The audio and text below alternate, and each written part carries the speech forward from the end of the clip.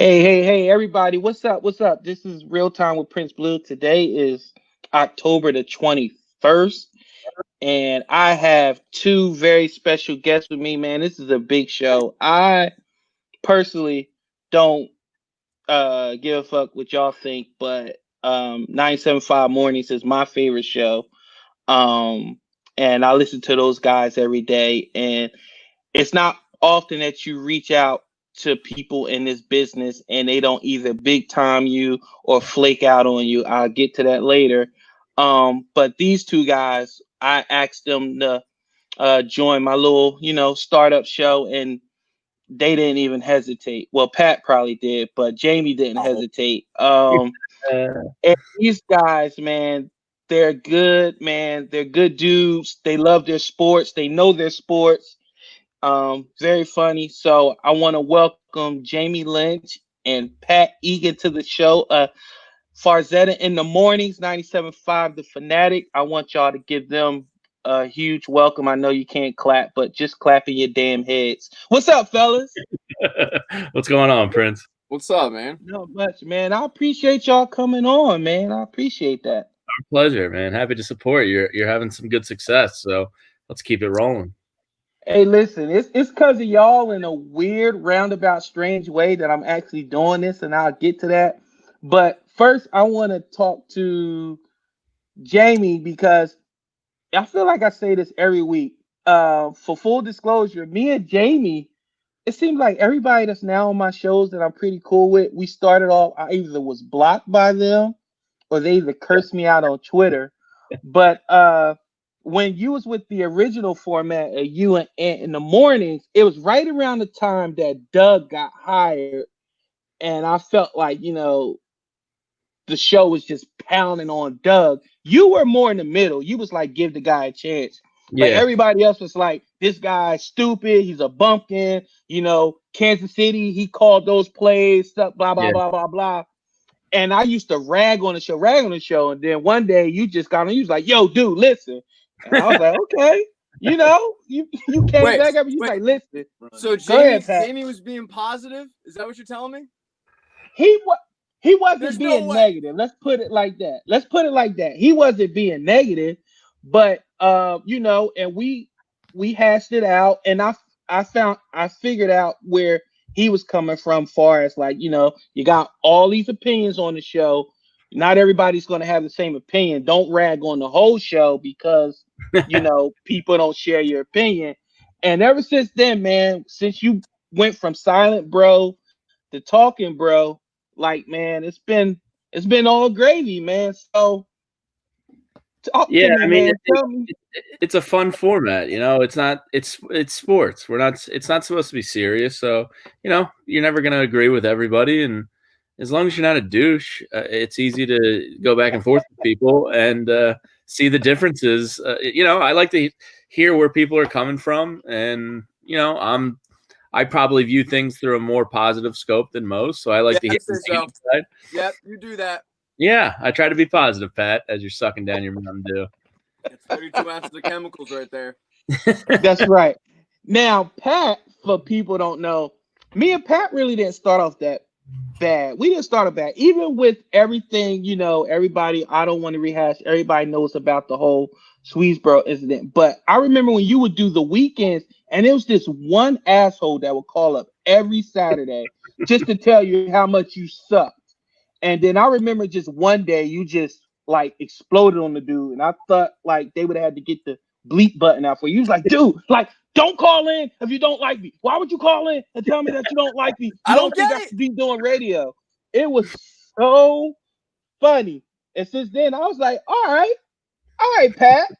You said it with your big boy pants on. I appreciate that. So, my first question to both of you fellas is like, I know you have a job to do, but how do you handle people that constantly coming at you for something that you're passionate about? And how do you come at them without getting fired pretty much? It's tough. Jamie, you want to go first? Sure. I just try to like humanize the conversations. and not make them so online-y. Like I don't know how to describe it. I just try to not be a total douche, but stand my ground. Like I try to take my stance and not waver from it. But I'll go back and forth with people. I don't have a problem having a back and forth with somebody that disagrees with me. So I just try to keep it for the most part PC and PG, and just try to have a conversation and try to have fun with it. And I like to point out people's stupidity sometimes. It's good. It's a good time. Pat? Yeah, so for me, it totally depends on the day. It depends on the mood I'm in. I've had it before where there was a guy who just kept coming at me on Twitter and kept coming at me. And I finally was like, dude, there's nothing you can do that won't make me like you. Like, I like you. And it got to the point where, and I was in a good mood. So it got to the point where he was coming at my height, and he called me 5'4", and I'm 5'3". And I was like, whoa, don't give me the extra inch. And he wanted me to prove it. Pause. So I went downstairs and I took a picture of myself right next to a tape measure that says 63 inches, 5'3". And all of a sudden after that, the guy was cool. But there are some days where you're like, bro, fuck off. Like, you don't know what we go through. You don't know anything really about it. Like, what we let you know as a listener or a follower or whatever is what we allow you to know. You might know a little more than probably we might think, but there is a human aspect to what we do. We have families. I got a kid. Jamie's got a kid. They're probably going to get married one day. It's whatever. All right, we're going to be dad-in-laws. But, yeah, at times it's like there are just some people on Twitter that wake up and they're miserable with their life. And they hop on and they just want to bring you down. And you're like, dude, what's your issue? What's your problem? So you can suss those people out quickly, too. Like, you can usually suss those people out that's not worth your time. Well, yeah, and for soy boy libs like me and you, it's easy to do that. But I try to do what Jamie did. Like, I try to be self-deprecating on Twitter. I feel like it's way better than just coming at people. But there are some times where I'm like, I'm not having your bullshit. And then that's why they created the mute button, which I love. You just mute them and they yell off into the ether. And that's what I did with Jamie. Like, I never see Jamie's tweets because I spend too much time with him. Now, that brings me, you said some people just wake up miserable and they just feel like they have to make other people feel bad. Now, for y'all that don't know, and people out there in the social media world, I may be of what you call a troll, maybe. I don't know. I guess. I don't know. A little bit. But I never troll anybody that don't deserve it. That's my rules. I got like John Wick rules. Like, you only troll people that deserve it. Egan turned on John Wick. I had just seen it for the first time like 6 months ago. All right. Oh my god! Let me tell you, I have all 3 John Wicks on digital, right? And I need to get the other 2 in. I gave Jamie my entire library. I'm like, here's my login, all that. Does he use it? No. Why? Because he doesn't want to be friends with me. Well, first of all, I like when Jamie came on. I told him he looks like he's cooking up something in the lab, and I'm not going to give him my address because I don't want that. I don't want that package to come to my house. So. I'm literally in my parents' basement with all my. That's where most serial killers are, in their parents' basement. You're literally. That's what everybody on Twitter says about us. Is that we're in our parents' basement? Living in my parents' basement. Yeah. You're the embodiment of a sports radio stereotype right now. I'm trying to live that stereotype. Now, speaking of radio, like it's no secret that I love your guys' show. I have 2 shows that I listen to, and then everything else is white noise. What I love about you guys' show is it's morning talk, but it's like y'all stayed at the bar all night and y'all never went home. So you're coming in with good takes. You probably still got alcohol on your breath, and it's like bar talk, and I love that aspect of it. It's not formula. It's not archaic. It's some guys just sitting around shooting the shit. You got fart humor, dirty cousin humor, everything that you can think of is in there. But one aspect I don't like about not y'all show, but radio in general, I feel like sometimes it's all right, this is what we're going to talk about. Everybody everybody likes X. So somebody has to not like X so Yeah. we can get some banter going. Am I crazy to think that with No, not your show but other shows? not at all. You're not crazy at all. There's definitely people that say things they don't believe. 1,000%. Yeah, I mean, I don't like to judge the phone calls as a gauge of whether a radio show is good or not. I really don't. Right. Like, I'd rather shoot the shit and have the conversation I would have with my buddies. To me, that's more appealing than somebody faking. Like, I would never. I can't. I would have a hard time unless you're paying me like Stephen A. Skip Bayless money to be that guy. Like, that would pain me to say something I don't believe. No, I couldn't agree more. I was telling Devon Givens, I was on actually right now, the other day, the Max Kellerman cut with Dan Orlovsky, where Max is just trashing Carson Wentz. And it's the worst take.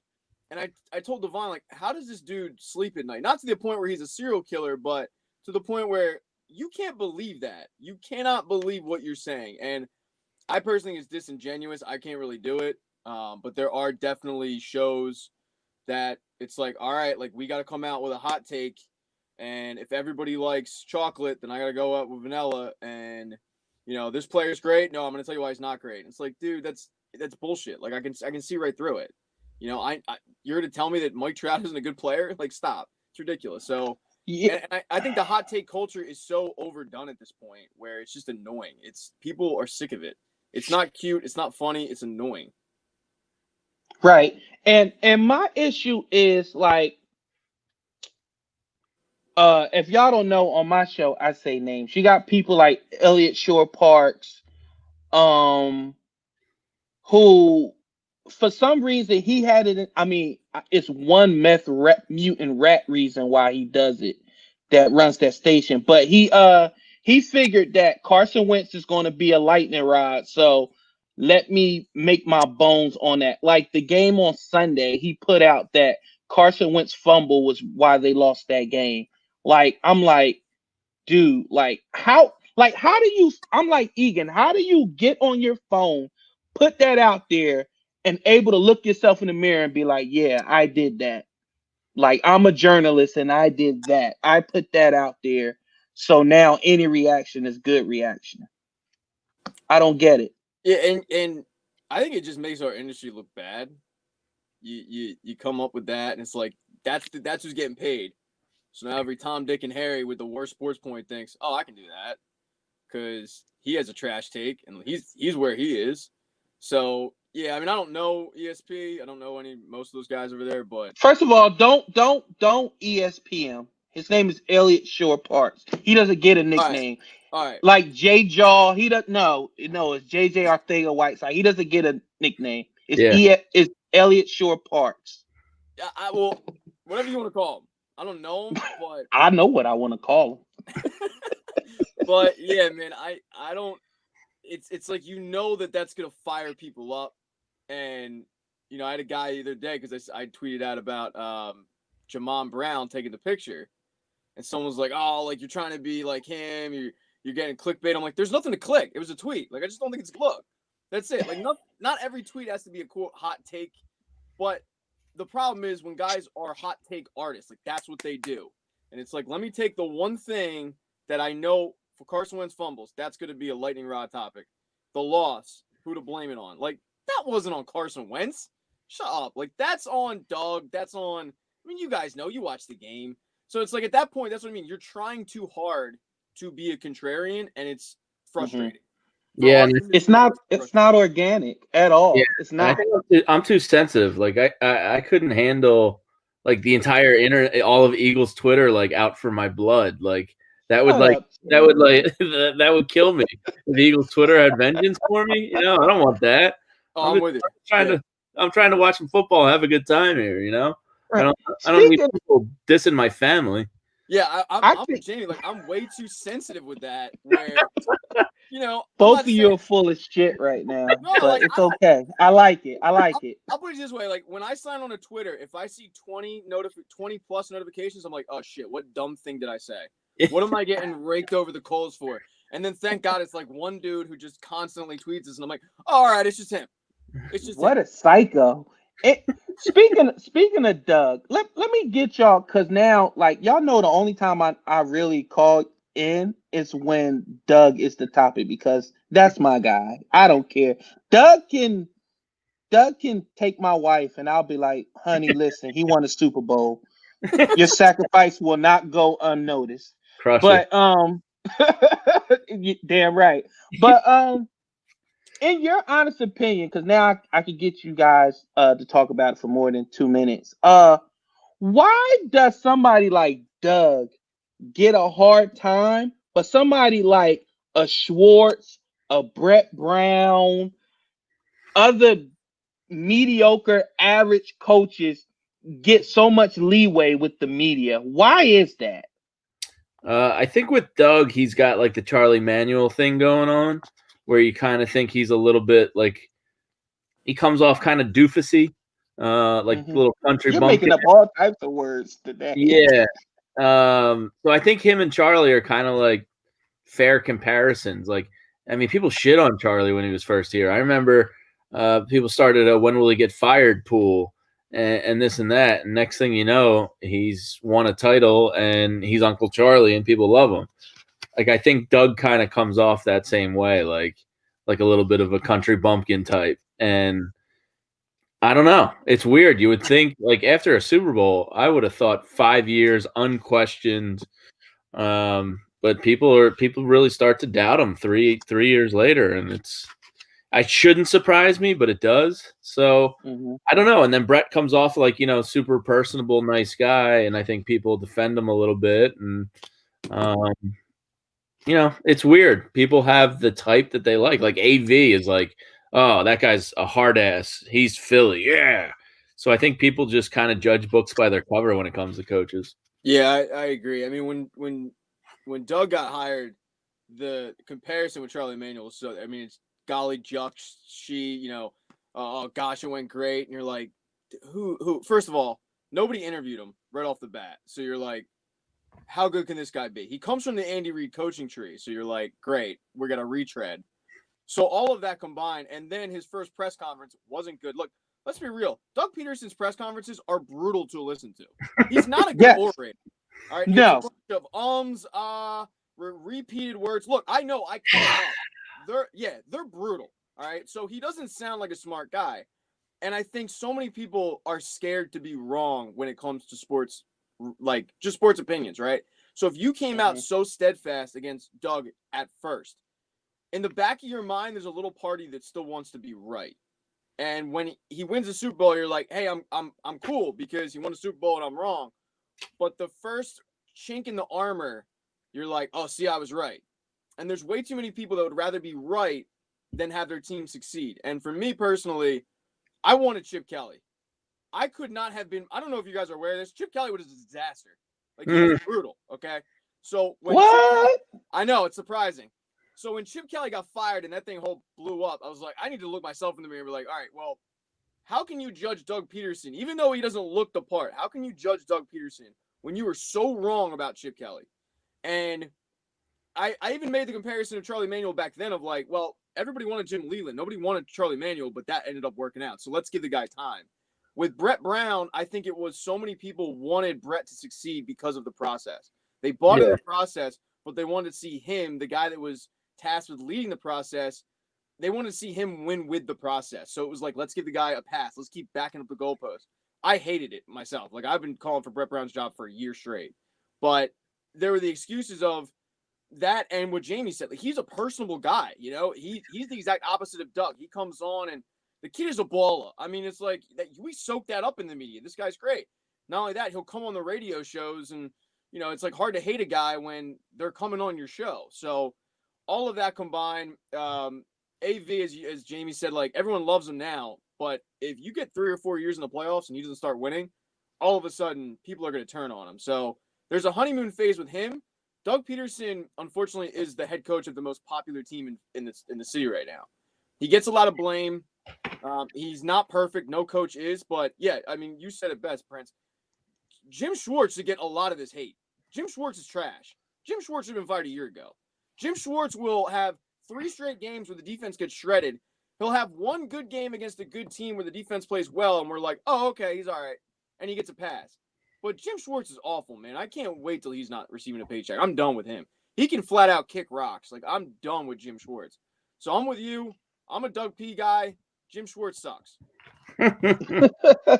And, for people like, me and Bob Cooney, we always go at it about Doug because my thing is I watch Bob defend Brett Brown. So I'm like, dude, like, you got to stop this. Who's good? Who's great? It's all subjective. But I don't know if it's the way Doug comes off. Like when he said the other day that he's come out with games that they won and he hasn't seen anything that Doug has done to impact the game. Let me tell you something. We've all been Eagles fans for over 20 plus years. We've seen Eagles teams pack it in. We've seen Eagles team not show up. We've seen Eagles team. How many times under the Reed, Joe Webb games, every game we're like, oh, we should kill him. Yep. And we don't. With these past 2 weeks with the Steelers and the Ravens, we had no business being in that game. They could have left after the first quarter. But you know what I see with these teams under Doug? You can't leave the television. You can't turn the game off and be like, that's over. I'll start fresh tomorrow. Because they believe they will run through a brick wall for this guy. Yeah, they will. And that means something. If you're going to big up the Tomlins of the world, people that clap and don't call plays, okay, Doug's not McVay. He's not Sean Payton. But guess what? Sean Payton has won, and all his teams have underachieved. Doug, with the roster that Doug is doing and has in his disposal, he should not be in any of these games. Like, period. So when people go at Doug and they say that, he's not smart or I don't think he's a good in-game strategist and stuff like that, I'm like, well, what does that even mean? Because McVay's a good in-game strategist. So is Peyton. But in the playoffs, they kick rocks. Yes. And real quick, many tiers to coaching, and that's a major tier is having your guys, look, they got to execute, like I used to say the same thing about Brett Brown with Ben Simmons. I'm like, I don't know what else the guy can do. Like this is on Ben. At some point, like, John Hightower's got to catch that ball and it changes the entire course of the game. So like Doug had them in positions that they shouldn't have been. And, some of this is on the players. Like I try to look at everything as fairly as I can. And, like that wasn't the 2-point conversion thing was ridiculous. The conversation afterwards about it, because it was the right decision. It was. I'm with Jamie. But like, players got to make plays, and Ben Simmons has to shoot, and John Hightower has to catch that. That wasn't because of coaching. Yeah, I'm glad. Oh, go ahead, Pat. Well, and I think real quick, just to defend Bob a little bit, because he has always said like Doug's guys play hard for him. That's the one thing you can't take away, and it makes sense, right? He's a former player, and he like you can crap on his NFL career all you want. Like he's been in locker rooms. He knows what guys want, and especially for guys like Fletcher Cox that were there before during the Chip Kelly era, they're sitting there telling the younger players like, "Yo, if you think this is bad, it can always be worse." Like he's actually got our back. So you see guys that are willing to fight, but it says something where, we're a very reactionary fan base, right? And we know the facts. The facts are laid out in front of us, but that doesn't stop us from reacting to what we're seeing and ignoring the facts sometimes. So, for example, they had no business being in the Ravens game. Everyone at the station picked the Ravens to win. Most fans picked the Ravens to win, right? We're watching that game. They're down 18 in the third quarter, and you're like, all right, we'll probably pack it in. I can go watch Netflix at this point. They start clawing back. They get back in the game. And then we're pissed off when they don't win. But when you take a step back and you go, hold the phone. They're down to their 4th string right tackle. Like, you guys know the injuries. And you go, like, the fact that they're in that game says something. So we know the facts, right? We know the fact that they're so ravaged by injuries. The fact that they're in these games is truly a testament to Doug's coaching ability. Look, I said it earlier. He's not perfect. He's no coach is. He's going to have his faults. That 2-point conversion call was dog shit. It was trash. But he called some plays in there that obviously got them back into it. So, look, he's got his faults, but yeah, his ability to get these guys to play for him is probably his biggest strength as a coach. And you brought up the Sixers, so I want to talk about them, give them some love. I'm just gonna be honest. Brett was he was a nice guy, whatever. But Doc fucking Rivers, are you kidding me? I'm pumped. I was in a real low place after this season, and he was a shot of revitalization. I'm not thinking they're going to contend for the title this year, but I love the fact that he's here, the accountability he'll bring, the respect he'll garner. I think they hit an absolute home run with the hire. Like the 3-1 series lead thing. Yeah, whatever. It was the best hire they could make on paper. And we'll see. But same thing. Ben Simmons has got to do what Ben Simmons has to do. Doc Rivers can only hope get that out of him. But it's on Ben at some point. So we'll see. It's on Joel just the same. And it's on Al and Tobias, but Doc Rivers is a phenomenal hire. Yeah, I want to talk Al who? Exactly. Who? I want to talk real quick about the low point that Jamie said that he was in when after the season. I would walk in the studio and he would just be silently weeping to himself, listening to Adele over and over. And I was troubled for my friend. I'm like, Jamie, are you okay? And he's like, Sarah McLachlan. He would mutter to himself, built for the playoffs, over and over and over. Quietly leave the room. But no, in all seriousness, if you haven't watched it yet on Netflix, they have what? Jamie, do you remember what the name of the show is? Yeah, what the hell is the name? I think it's The Playbook.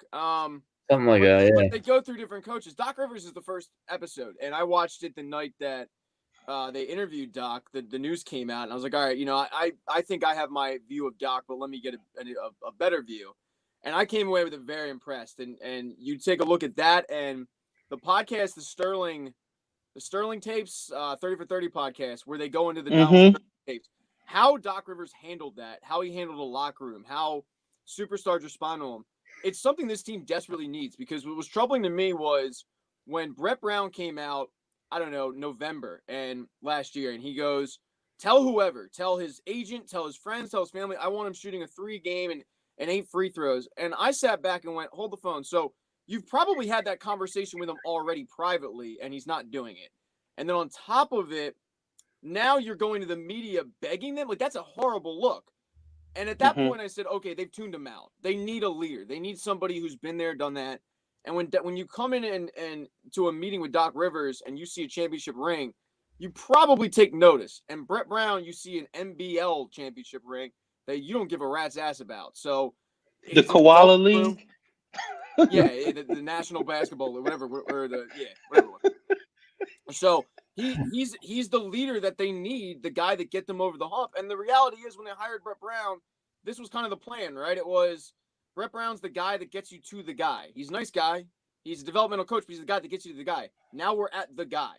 And let's see what happens with this team that clearly Brett Brown had no idea what the hell he was doing when he was actually given talent. Yeah, no more excuses, no more bullshit. It's that's what Doc is. The buck stops here. With Ben, this is my thing with Ben Simmons. Ben Simmons is legit. Like, on 2K, like, I'm averaging like 30, 10, and 12 with the guy. I legit believe that he's a 6'10", 13-year-old that legit is embarrassed if he doesn't look good. Like, he's one of those. His mentor is LeBron, who is the ultimate stat stuffer, in my opinion. So you've seen it. If he's doing good stat-wise, he's aggressive. But if he missed those first 3 or 4, he's like, nah, my percentage. Like, I think him making all-star games have really messed him up. Because you've seen that infamous, you could put that up there with the practice rant, but I'm an all-star. Yeah. Hey, Ben, you're hurting your team, but I'm an all-star, though. And he had to come back out and set the record straight, because he came off very, very bad. Like, So you're only looking out for you. I just told you you're hurting the team, but you're saying, but I'm an all-star. Yeah, And I think that you're goes right. that's why I think that, like you said, Jamie, it has to be on Ben. He has to look in the mirror. Yeah. Well, Yeah, I said a while ago, when he was not even attempting 3-pointers, not that he's attempting them with any sort of regularity, that he was afraid of not looking cool. Like I almost think it's like the social media effect. The And drip. these hoop hypes and how quickly everything trends and Bleacher Reports and all this stuff. Like he knows, and it's on his mind. If he airballs a shot, there he is. Boom, Barstool, Bleacher Report, Hoops Hype, NBA Rumors. All these sites are running with it. So I think that does affect him. The hope. Keep in mind too, he saw what Markelle Fultz went through. Yeah. And Totally. just the internet torching that guy, trying to come back from the yips, whatever the hell it was. He's like, shit. Like at this point, I haven't shot for 3 years. Like that's going to be me if I start shooting. He needs the Jimmy Butler mentality. Honestly, like he needs that. I don't give a fuck. Don't say that name. No, but he does. No, Pat. He needs the No. ability to just shoot it up. To just shoot it up. He needs Jimmy that buckets.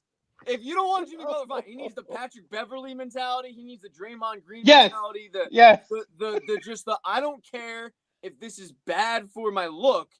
It's what's best for the team. Like I'm the shit, and I'm a Jamie. Like this guy has been treated like he is a Hall of Famer since he was 9.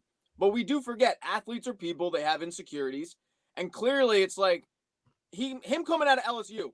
He's perfect, right? 5 tool. Next match at Johnson. But then all of a sudden, it's like, wait a minute, he doesn't have a jump shot. And that starts to grow louder and louder and louder. And he thinks it'll go away by making all-star games, just like you said. And it doesn't. No. I don't even care if he takes 3-pointers. Fuck the 3-pointers. I want the guy just to up his free throw percentage. Because if he up his free throw percentage, it's going to help his team dramatically. But I want him to dunk the fucking ball. Stop this pirouette 360 layup shit. You're 6'10". You're an animal. Dunk the guy. How many bunnies do you? Mark Zumoff, God bless him. I love him. You can hear the disappointment in his voice when he misses a bunny. He's like, and he misses a bunny.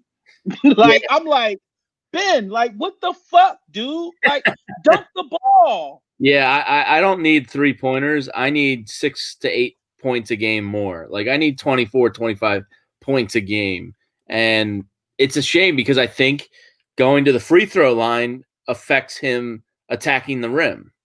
So like I want him to have that Giannis just like I'll dunk on your soul gene. And I think in the back of his mind he doesn't want to go to the free throw line because again he's shooting 65%. And I'm fat, middle-aged, living in my parents' basement, and I can go shoot 65%. No, you can't. No, you can't. I get hit 6.5. No, you can't. Okay, we'll see. All right, Challenge. I can do it in an NBA arena, but an empty Bala Cynwyd parking lot, you're on. So I legend. Yeah, I just want more points out of him. I don't care about the 3-pointer that much. I want a little bit of a mid-range game and then just score more like a man. Like just start dunking on people's souls. I think too, I really do think he works on it. I think it's just when the game takes over, it's a mental block for him. I mean, I think he gets a lot of unfair criticism in this city because he was anointed as like the second coming. And, it's like that roller coaster effect, like Ryan Howard, right? He wins Rookie of the Year MVP, and then all of a sudden it's like, well, he strikes out too much. And I think with Ben, it's like he's all Rookie of the Year and then the All-Star, and then wait a minute, we're not winning, and he's got to be the one to blame. And it's kind of like the Doug Peterson and Brett Brown thing. Like the personable one of those two is obviously Brett Brown, right? The personable one of Joel Embiid and Ben Simmons is Joel Embiid. So you love Joel Embiid, even though the city is getting tired of him a little bit. But with Ben Simmons, he's not that personable, right? He's not fun. I mean, he's not great for quotes. Like, he's a robot. So let's do Philly conspiracy then. Because you got a lot of people out there that says they don't think he wants to be here. Yeah, I don't believe that. What do y'all think? I think there's a very strong chance he's gone after this, rookie extended contract is up. I mean, he's got an eye for LA, I mean, they all do. It sucks. He got an eye for Kardashian snatch. That's what he got an eye for. Yeah, but who can blame him? Yeah. Like, that's what I mean. He deals with so much unfair criticism. Like, oh, look, he's on Instagram with Kendall Jenner. Bitch, if I could be on Instagram with Kendall Jenner, you don't think I would? Screw this job. No. If Kendall Jenner calls me and says, Pat, I want to hang out, I'm not sitting there going, sorry, baby, I got work tomorrow. I'm calling out sick.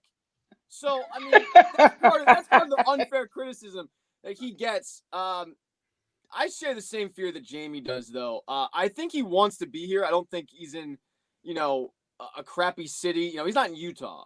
No. But the fact is, he has a rat. Shout out to Utah. Yeah. Shout out to the Mormons out there and the 15 wives that they have. But, let's be real. He has a rat as an agent in Rich Paul who controls the NBA. If he gets his guys together, and that's one of his dudes is Ben Simmons. And a rat or a good agent? I think he's a rat. I mean, just because he gets his players that he wants. Yeah, that sounds like a good. Is anybody not uncomfortable that he pretty much is running an agency that's pretty much streamlined by the most important player in the last 25 years? How does that work? How does nobody not be like,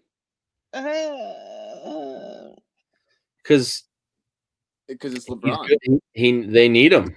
It's just like they keep him happy because they're dependent on him. He is the NBA. Look, I mean, I don't like Rich Paul, but I respect him. I respect the job he's done. That's cool. I mean, but I don't like the guy because I think he meddles way too much, and I think it's what Jamie said. Like, if you get a superstar, immediately the fear in my mind after the initial extension of the rookie deal is a given, right? It's the deal after that you start to worry about. And when Ben Simmons signed his rookie extension, I was like, all right, cool, but how long are we really going to have him? Like, I hope we have him forever. I hope he doesn't go to LA, but the reality is what Jamie said. Like, they all have an eye for LA. They all want to be there. I don't necessarily blame them. I mean, it's LA. Although I will say you probably should watch the movie San Andreas. Like, shit gets real there, okay? It's not all sunshine and rainbows, but I do worry that in 3 years, if they aren't winning, if he's not happy, he demands a trade, and in the NBA, you don't get equal value for trades, you get trash. So we'll end up with Kyle Kuzma and a first-round pick that ends up being the 27th overall. Oh, don't you disrespect the Kuz. No, but for Ben Simmons, Kyle Kuzma. No, I got you. But that's why Doc Rivers is important, because I think Doc Rivers has the cachet where he could be like, Rich Paul, get your little ass out my locker room. Like, what are you doing? Like, kiss the ring, bitch. Like, I got one too. Like, you want Ben? Like, Ben being in LA ain't gonna make easy money. Like, he got to actually be good. He can't just go to LA. Like, you got. So when you go to LA, how long? So if I'm Doc Rivers, I'm like, hey, you want him to be good when he goes to LA? If he goes to LA, well, then back off and let me do what I do. So that's why I think Doc Rivers is great for this franchise. I think Elton Brand played it lovely. Like, he didn't jump at Lou, or I don't know if he did. Then it's like, you're dating one girl, then another girl with a fat ass walks by, and you're like, hold that. I don't know. So I don't know if he. I never. I don't know about that life at all. Yeah. Okay, married man. Anyway, okay, let's have some fun. Like, enough of that sports shit. They're not tuning in to hear y'all talk about sports. The morning show. If y'all didn't know, it's already my favorite thing. But like what Jamie said, I've learned this a long time ago, and I think Jamie actually told me this one time, because somebody was going on about how you do something to get callers, and I remember Jamie was like, actually, no, ratings are down when callers are on. Yeah. So I was like, oh, okay. So with that in mind, what makes a rat bastard, a rat miserable bastard, a punchable face like Mike from the KOP to think that he actually fucking matters. Oh yeah, by the way, he calls multiple shows like a douche. Like what? Like y'all could be talking about hot dogs and women with big titties. He would call up and he'll be like, you know who doesn't have big titties? Howie Roseman. Howie Roseman won't draft a woman with big titties. Well, Like, that's just a fact. like, That's a fact, though, Blue. He doesn't have big titties. That's a fact. He's a little A cup, man. He's a little A cup. But like, I get it, but like, what can you do when you get callers like that think they're vital to the show in their own minds? Like, how? Shit. You want me to go first? Yeah, sure. Go have at it, Pin. So from my perspective, like I love Mike. Fuck Mike. I mean, that's one person's opinion. No, that's everybody's opinion. Check Twitter. No, check the analytics. I try not to. Fuck Fuck Mike. There's some people on there calling me trash, so I try not to check Twitter. But Mike, you know, it's funny because he's one of the few, though, I will say, that gets it. Like, he embraces the miserable. He does. He embraces it. But he doesn't work for y'all. I know he doesn't. What is he embracing? Embrace your wife. Embrace your girl. Embrace your dick. Do something. Don't embrace the morning show. They don't pay you, Mike. With him, it's a little different. I agree. Like, he calls up and it's Embrace Your Dick sounds like a good album name. Yeah, it does. Embrace Your Dick. That might take away the day tomorrow. I think at times, and I'm not naming names, but I think at times you have callers that they go to work and they come up with a trash opinion. And I actually agree with Mike on Howie Roseman. I don't think Howie Roseman's good, but they go to work, they come up with a trash opinion, and you know the guy. Like, he walks into work, he doesn't know dick about sports. He starts telling you about the Eagles game, not conversing with you, but literally talking to you and at you about the Eagles game, giving you an opinion you don't care about, and you're like, dude, what are you talking about? You're so wrong. So what does he do? Picks up the phone, calls up sports radio, and it's not to have a conversation with us. It's to get an okay on his take, right? It's to get a thumbs up and a you're right. And when they don't, here's his thumbs up right here. That's his thumbs up right here, Mike from the KOP. When they don't, they call up the next show and the next, and they keep going down the line until finally they get a host that is either not listening to him or that agrees with him. And it's finally like, yeah, okay, that's not the worst take I've ever heard. So that he can go back in the office the next day and go, hey, you know who agreed with me? Phil from Mount Airy. Like, I mean, I'm coming up with a name, but I try to think of a throwback. Brian Startari. All right, Brian. You might as well say Marvin Harrison. Shit. But I think that's a problem that we get a lot of times, and you can kind of tell immediately when you go, holy shit, how do you think like this? Like, what are you talking about? You just kind of got to let them have their 2 minutes, and you can either call them an idiot. That's what some people do. You can say, I don't know like that. No, I want to like, go ahead, Jamie. You want to say what? I wanna fuck, man. Listen, it's I got 5 people on my list. I'm gonna go over that, but go ahead, Jamie. Go ahead. I find people with very bad opinions, like Mike often has, comical. They make me feel better about myself just being a rational human being. So I look at them as like a confidence booster for me. I'm like, well, I'm not that, so that's cool. So it's selfish. Yeah, I like bad callers. I mean, I look, and I know I'm in the minority, but I like the guy. Like, he called. Yeah, he's a good dude. I've met him. Yeah, like and that's the thing. A lot of the callers that drive people nuts that are our regular callers, like, once you meet these people, they're actually good people. No. And you need to get Mike and King of Prussia on the show next week. That's what we need.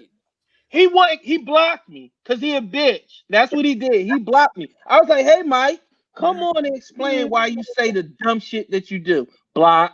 He's like he has like 3 fans. It's you.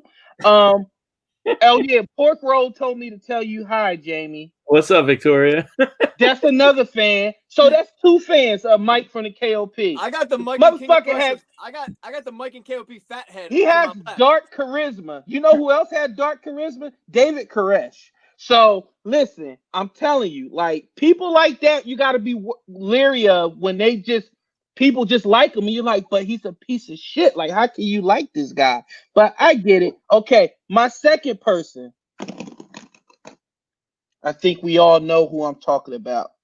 The guy who's had like 80 jobs in 2 months, and he has the Jimmy Butler approach that nobody works harder than him. That's Eitan Shander, aka Eitan Scammer, aka the bald tender stalker, whatever you want to call him. Like at first, when I first listened to that guy, I was like, okay, man, he's different. I like it. Then I started listening to him a little more, and I was like, man, this guy's a fucking scumbag. So with that said, when you work with somebody like that, like how often do you want to like march into the office and be like, okay, I have a family, so I can't say it's either him or me. But when you work with somebody like that, how do you get by? Drinks, heroin, snacks, what? What's in the studio that when he's on with you, you're like, only 3 hours with Eitan. Okay, let's go. Skittles, a whole pack of Skittles. No, I mean, I can't speak for Jamie. Personally, I loved working with Eitan. Oh my God. I know. You just love working with everybody. Prince is gonna mute my mic. Eitan was one of the most talented hosts we've had in terms of his ability.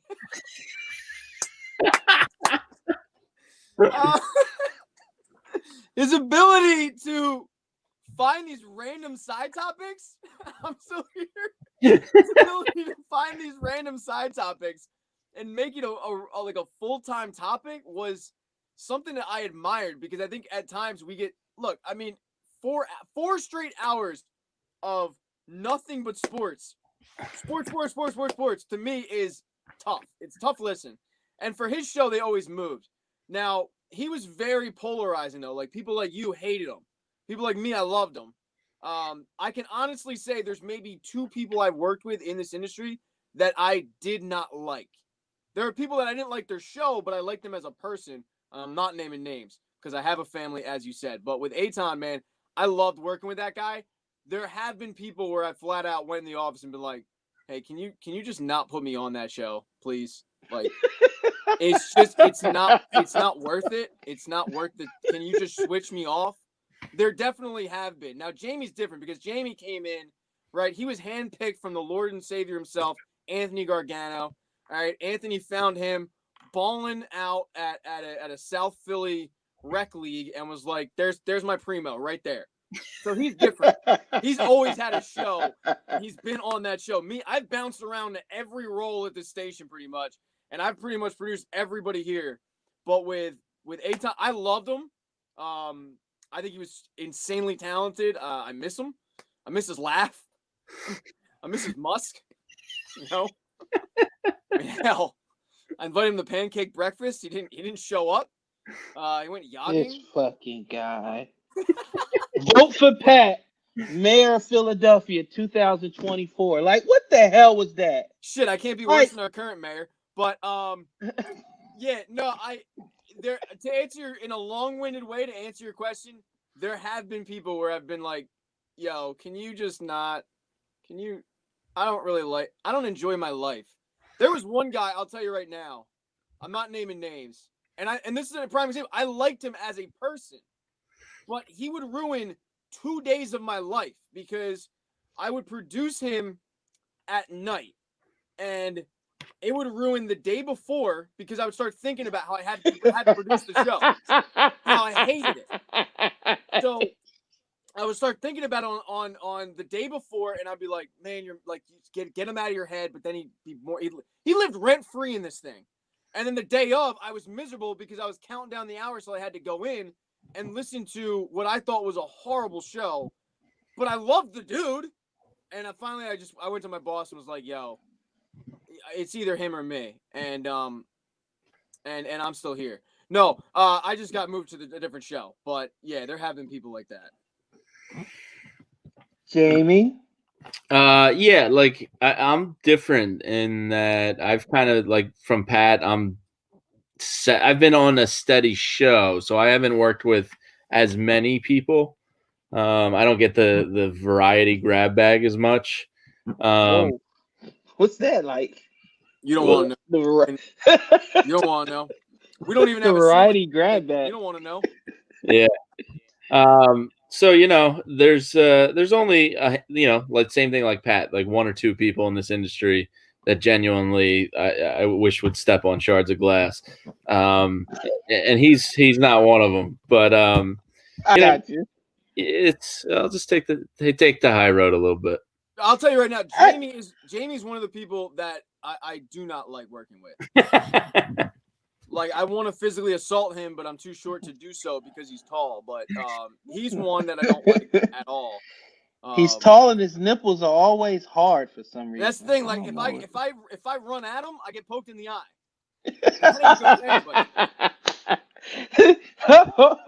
But that's just, like I said, it's I have my own beefs with certain amount of people. But my whole issue with the media in general, and I guess I gotta count myself as one of them bastards now, but I like when it's genuine and I like when you're organic, and I don't like when you base your popularity or your takes on, like, for instance, like Shander would be like, well, I have 12,000 followers, and I'll be like, okay, David Koresh had followers, Marilyn Manson had followers. Like, just because you have followers doesn't mean your takes are correct or your opinions correct, or that you're some type of hardworking messiah. My thing is, let other people tell you how great you are. Like, you don't have to tell people that you work hard. You don't have to tell people that you grind. Like, I know Pat grinds. I know Jamie grinds. Like, I know, like, when you leave here, you guys probably have to get some sleep. Fucking Pat's still in the goddamn studio. Yeah, what the so fuck I know. Egan? These YouTube videos don't make He loves sound, Devon's baby. voice. That's what he loves Devon's voice. We all love Devon. He likes the velvet sounds of Devon Givens. That's one of my biggest pet peeves. Sorry, real quick, is just people telling people how hard they work. Like, right. I work 7 days a week for 7-8 years in this industry, grinding, flying back and forth. Nobody wants to hear how hard you work. Shut the fuck up. Nobody cares. There's no bigger for us as producers, and I'm talking for all like the part-time guys too. There's no bigger compliment than when a caller calls up and they go, "Jesus, do you never leave?" And it's like, I would like to leave. You're correct, but at least, you were acknowledging the fact that you heard me this morning. You hearing me at night. You're hearing me doing this game, and yeah, like it's a nice tip of the cap of. Yeah, I would like to go see my child one day. And at this point, when he sees me, he just says, "What's up, Pat?" Like, he doesn't even say dad. And that hurts. And I'm doing it for him, and he doesn't realize that. But yeah, it's like there are people in this industry that work, and I'm not naming names, but they work really hard on telling the hardest thing they do is working hard on telling you how hard they work. Yeah. And when you sit back and go, yeah, what you actually do is not hard work. And I will say, I spend a lot of hours doing this, but I'm very cognizant of the fact that I'm not curing cancer. I'm not digging ditches. I'm very lucky in the sense of we do what we do, right? Like, we do have a dream job. A bad day for my wife is like some kid, because she's a teacher, some kid got beat by their parent. A bad day for a nurse or doctor, someone died. A bad day for me and Jamie is we had an egregiously bad typo on a tweet. That's about it. Like, that's our bad day. So, we take the good with the bad, but yeah, it's like you have some people that are like, oh my God, I'm doing this, I'm doing that. And like, that's great. I'm happy for you, but please stop telling me how hard you work. I can recognize that with all the things. By the way, the guy that you're talking about does work insanely hard. Like, he's not one of the people where I go, the hardest thing that you do is working hard. He does work hard. There are other people in this industry, though, that's like, please shut the hell up. Like, you don't even know what hard work is. It's so frustrating for guys that actually do work hard to have to hear it over and over again, because it seems like those are the people that constantly are getting opportunities. So maybe we should start doing it, though. I work very hard. y'all do work hard. I'll just tell everybody y'all work hard. like if you're trying to get into like what's one of the advice that you would give somebody if they were trying to break into the business? Would you even recommend somebody to get in the business, like somebody like myself? Or would you, if you're a loose cannon like myself, would you recommend no, just stay doing what you're doing independently because you'll probably get fired within 10 minutes? I have some jealousy with some of the independent aspects of today's world because being your own boss is pretty cool. So there is like a jealousy there. As far as people getting into it, I would recommend it, but with a very big warning label on it. Like it took me a long time and working 4 jobs and bartending on the side and working Tall ass bartender. yeah. So, up until the Fanatic, I was working 4 jobs. I was engineering a radio show. I was working NBC Sunday Night Football. I was bartending. I was radio producing. So, like, it's a grind. Pat's been at it a long time too. So it's not easy. It weeds you out pretty quick if you're not committed to it. So it's a battle of perseverance. But I love going to work every day. So to me, it's worth it. I've gotten to a point where, I'm very happy and hard work's paying off. And, I would tell people, yes, if you're passionate about it, do it, but know that you're going to have to supplement your income. You're going to have to grind. You're going to have to work weird hours. You're going to have to say yes to everything for a while. It's not easy, but it's great once you're in it. Yeah, I mean, to piggyback off a lot of what Jamie said, the unfortunate reality is the fun jobs usually don't pay well at first. And, we had a guy here who went to school for it and had saved money, had supplemented his income for the possibility of like, I'm not going to make a lot of money my first year. Eventually it just became too much and he had to go get like, quote, a real job, like an adult job. And for a lot of us, when we start out, you're not making a lot of money. When I say you're not making, like, I cringe when I see every once in a while on Twitter these pretentious media members who tweet out their first salary back from 1980 and they're like, look how small it is. I'm like, bitch, I'm not even making that now in 2020. So you have to have a good support system for sure. If you don't, you're probably not going to make it, and you're going to have to probably have another job. Jamie was doing bartending until the pandemic. I was doing Quizzo every Wednesday. Luckily, my YouTube channel's monetized. I'm still selling magnets on eBay. Shout out to everyone who bought one of those. So, yeah, still selling them. $5, 2 for shipping. I don't know when to take your ass seriously, and I'm usually good at that. Like magnets. Oh yeah, God damn it, Pat. $5, 2 for shipping. Real quick. How long do I have you guys? It's I got 9:01. It's bedtime. Okay, well, I got a special guest for you guys. You're gonna like this. He requested to come on and talk to you guys. And let's be honest, I mean, there's John Wick and Mason Storm, and then there's him. So I couldn't say no.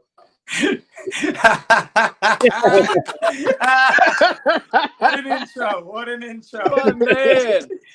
Yo, Prince, thank you for the invite. And he's absolutely right. Prince knows I love showing him on his podcast. When I seen that y'all two were coming on, I said I have to get on, even just for a minute. Jamie and Pat are my guys. What's up, fellas? What the hell is up? What's up, KM? How you doing, man? I'm chilling, man. I'm chilling.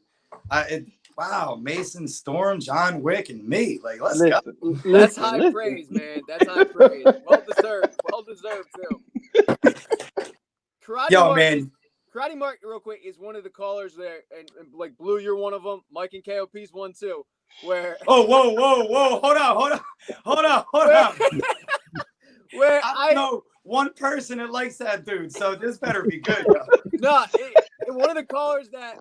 Egan's Mike and KOP fan club. I know.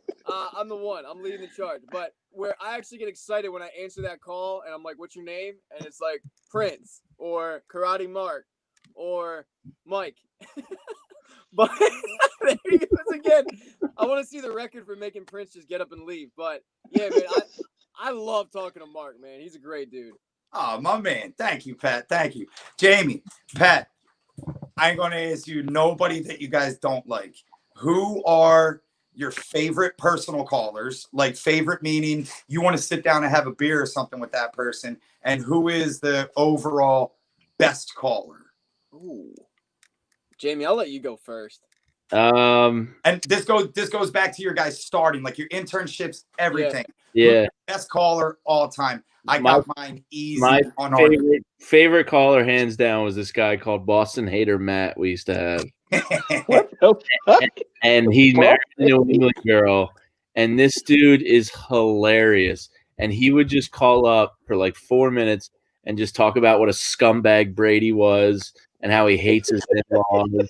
And like he would just riff for like 3-4 minutes. It was the funniest shit ever. He married the girl up in New England. Yeah, he calls like once in a blue moon, and he's just shot out of a cannon with Boston hate. And he's like my favorite all-time caller. He cracks me the hell up. Man, all I want to have beer with is mostly all the people I have. Like, KM, I've hung out with you, and I've hung out with Tasty Cake Dom and had a beer. I've hung out with Dustin and Willow Grove. We've played golf together, I've met a lot of the cool callers and had drinks with them. So I want it on record. Jamie has never once hung out with me outside of the station. I've invited him to movie screenings, and he flat out told me I'd rather pay for it than sit it and watch it for free early with you. So to hear that he's going and having wine tastings with Tasty Cake Dom, is good with the crimpet. That hurts. Yeah. But he's giving me coffee cakes, Pat. What can I say? I can't compete with that. So I think one of the best callers we have, if you ever listen at nights, Lance in Arizona that calls up is one of the most educated. Like you can pick up and leave. You can pull what Prince Brew does. Pick up and leave, and 2 minutes later you come back and he's still spitting just facts. Like he very well thought out. Like he's one of the guys who I go could probably do this job on a regular basis, because he's one of the few callers that calls up and I go, oh shit, I didn't even realize that. I didn't think about that. He teaches us things, and we've all kind of talked about it at night about, he's legit. My favorite caller is probably Arthur. Look, man. So correct. Arthur visited the John and Sean show when it was on the weekends, right? And I was producing the John and Sean show. He shows up, and I'm thinking he is this giant, big, huge guy. And he's like my size. And he just sounds like this. Correct. And he brought donuts. And I sat there with this dude, and look, I don't want to speak for him, but he definitely knows people that know people that are connected. And I sat down with this dude for an hour and talked to him, and he was the most interesting guy I've talked to. So he was cool. As far as like sitting down with people and having a beer, nobody. I don't drink beer. That's trash. If it's a Mountain Dew, if it's a nice Shirley Temple, we can talk. But in terms of beer, kick rocks with that. Bring me my Shirley Temple. Bring me my grenadine. By the way, this broadcast is brought to you by This one's for you, Pat.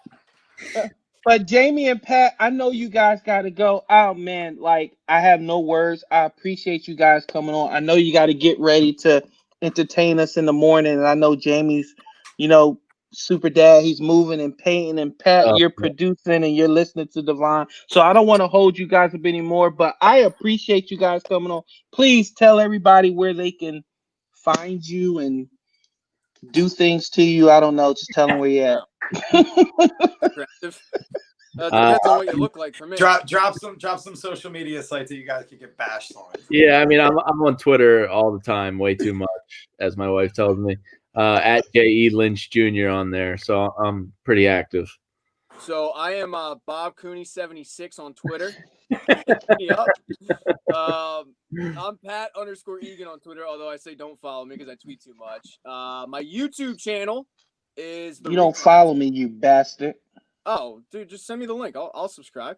Because I realize how hard subscribers are. But if you just it's on Twitter. What do you mean send you the link? I follow you. Prince, he didn't follow me. I worked with him for like a year and a half before he followed me. Here's the thing. He's hard to get, huh? Here's the thing. He's Here's my thing with following on Twitter. when you start asking me, that all of a sudden my like FU mentality goes. I'm like, no, you'll wait. So like Andrew Saltunis has been bugging me to follow him on Twitter since I've met him. I live a block away from him, and I'm like, nah, dude, like you'll wait your turn. So there's a long line of people. It's like getting a pizza, John. It's a long line of people. You're in the queue. You're waiting to get the ticket. Okay. You'll get the ticket. All right. Don't worry. In the meantime, I'm feeling a Pat Egan troll account coming. Go ahead. Please, God, don't. I have enough of those. All right. I'm begging you. I have a wife. I have a family. Okay, so do I. but thank you guys for coming on. Yeah, I our appreciate pleasure, it. man. Keep up the good work. Thank you. And I will hear you guys in the morning. Please don't let go 5 minutes without mentioning Doug. I beg of you. Please. Please. I mean, we can mention Ben Simmons' jump shot if you want. You can mention Tasty Cakes, Dom's Tasty Cakes. I don't care. Just don't say Doug within the first 5 minutes. I can't promise you that. I know. I was worth a shot. But thank you, fellas. Get some sleep. Get out of there. All right. Good hanging. All right. I'm glad I got to see you guys for a minute. You guys know you're my fucking favorite. Love you guys. All right. See you, Mark. See you, All right. Peace out. All right. Thank you. Good dudes, man. What's up, man? Oh, what's up, KM? I'm chilling, man. Thank you. You know they're my boys. Oh, yeah. I just want to say what's up to them for a minute. Too easy. Just got to work, living the life, bro. How you doing? I'm sore, man. From what? Fucking sore. Huh? From what? I don't know. This sadistic ass ninjutsu sensei who has me in my living room shadow boxing and doing core. Oh yeah, but by the way, my housekeepers are laughing at me like, ha ha ha, funny Negro, ha ha. Oh yeah.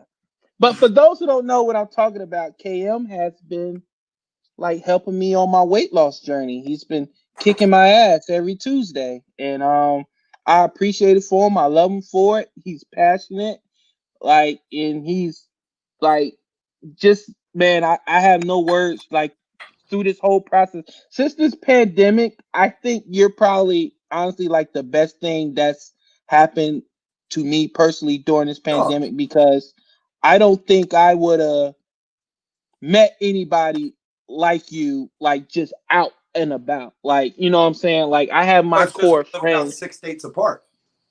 Yeah, well that too, and I just feel like that's the one thing about this pandemic where the only thing you have, how much have people started to say they were getting sick of social media, then the pandemic happens and that's all you have is social media. That's all all you had to talk to friends, loved ones, anybody that you meet new people. Like there was Zoom meetups where like, hey, here's the link, come in Zoom, and people are talking. So man, that's cool. But I thank you for coming on, man. And I hate that you missed the Sixers talk. We was talking about how good Doc Rivers is for the Sixers and where we see them going forward. So let me get your take on that.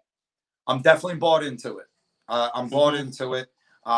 You know where I stand with coaches in general. Yeah. I think all sports, the number one priority, the number one job of a coach is to manage personalities and to motivate millionaires to get up every day and work hard. And a strategic timeout,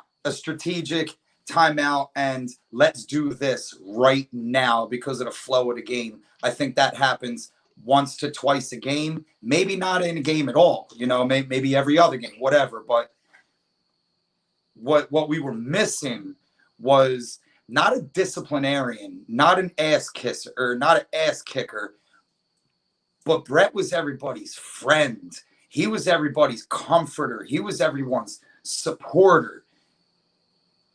And when it came time to like reprimand, it's hard to reprimand your homie. It's hard to reprimand someone that you love, and I think the connection he had with the team was a very personal, very in between the shoulders connection, which affected up top. Doc Rivers has no personal connection. Doc Rivers can look at Ben and say, get your ass on the floor and shoot the ball, or I'm putting you on the bench. Brett can't say that to him. They've been homies since they was a kid. Brett ain't looking up to Joe and saying, get your fat ass in shape. Doc is going to say that to him. And I think if Brett did say them things to Ben or to Joe, that they would just kind of blow him off. Not as a disrespect thing, as a, my respect was never here for you. My respect was always here for you, but my respect was never here. So I think the main thing the Sixers are missing, again, I don't want to use the word disciplinarian, but you know what I'm saying, a structure setter. And I think he's got the knowledge. I think he's got the tenure to be a structure setter. And I think he could ball when he played too. Oh, he was a hell of a defender. Yeah. Hell of a team guy. He was a And that's leader. what our team's built around. Our team's supposed to be built around defense. So I like it. I like it a lot. And I think the attitude is going to be the biggest difference. And again, I'm not saying Brett had a bad attitude. I'm not saying anybody disrespected him. I think everybody loved him. Nobody wanted to break their back for him. I think Right. Doc comes in and says, break your back for me or sit your ass on the bench. Mm-hmm. Oh, Yeah. This is wildness, yo. Oh my God. We Can you guys got hear a me? party Oh. up in here. Yeah, what's up? Can you For actually those hear me? for That's those who wild. are listening, yeah, I got my man Graff, I got my man Papa up in the house, and I said Sixers, and their antennas went up, and you know Right. I'm all for people who want to talk Sixers. So I'm gonna start with you, Graff. Give me your what up, take Grant? on What up, Doc Pop? I don't know you, Rivers bro. What's up, yo? and Yo, KM, it's nice what to you meet you expect. finally, man. Hold on. Hold on. I got a terrible connection in here. Give me a second, all right? You good? Go ahead, Papa. Same Grant got the question. What do slideshow going. you think about Doc Rivers? I like the hire. My whole Damn, thing what's with that going on? is, and what KM was trying to say is, Doc ain't here to be nobody's friend, right? He's cool with folks, but he ain't trying to be up here buddy with nobody, right? Think about how much of a mercenary Doc is. This dude took in a man, helped trade for a man who dissed his daughter while they were dating, just so that he could have a chance to win a championship. You know what I'm saying? This man traded away his son so that he can get better value, so that he could have a chance for a championship. Thank you. I Doc was is bringing that up cool. if you didn't. No, man, look, Doc is cool, but he puts winning over everything. I'll say this, and then I'll let other folks speak. When everyone was talking about the social injustice stuff that was going on, right, and everyone was praising Doc for that speech, it was a great speech, right? But really, if you were listening to what he was saying, yes, the injustices were bad and what he was talking about, but honestly, he was more concerned about the fact that it was getting in the way of him coaching for him to win a championship. This dude, while black man first, family man first, and all that other stuff, his priority is always going to be winning. And whatever he has to do to win, that is what he's going to do. That's what I see. Graph will come on in a little bit. KM, That's great. like That's you a and great I, call right there. He traded his son. He sat his son. He didn't start his son. If you're gonna favor right. anybody, it's gonna be your kid. Come on. Look, unless he ain't that good, in which case I'm gonna bench him too. But he treated his son like the player he was. He was Right. an average bench player. And Right. you're gonna come off the bench if we're up or if we're down. And when I need a trading piece, see you at Thanksgiving, kid. Graph, my man. Go ahead, Graph. I mean, I'm ecstatic about the Doc Rivers move, but at the same time, like, I don't know, man. You hope that he's going to be a motivator of men, but then you got to understand, like, the personality of the men you have on the team. And a lot of these kids act like boys. And that's like the unfortunate reality, you know? You got a guy like Ben Simmons who's easily one of the top talents in the NBA just based off of an athletic, just overall athletic, what's the word, like tier that you want to talk about. And he can do everything. He can shoot. We watch him shoot. We watch him do all these things. But he doesn't have the mentality for it. Is Doc Rivers going to fix that? I mean, the man can trade his son all he wants, but is he going to be able to tell Ben Simmons? You know, like, is he going to be able to I tell hope Ben Austin Simmons? Rivers Like, doesn't see this show. He's gonna be like, "Damn, they keep talking about me." Pop. yeah, yo. I don't know. I honestly, like, as a man, I like Doc Rivers. I like him a lot. And as a coach, I have a hell of a lot of respect for him. What he did in Boston, I mean, that's a tall task, right? Like, you're talking about having to get Ray Allen, Paul Pierce, and Kevin Garnett on the same page. You know, Was he the head coach or assistant coach back then?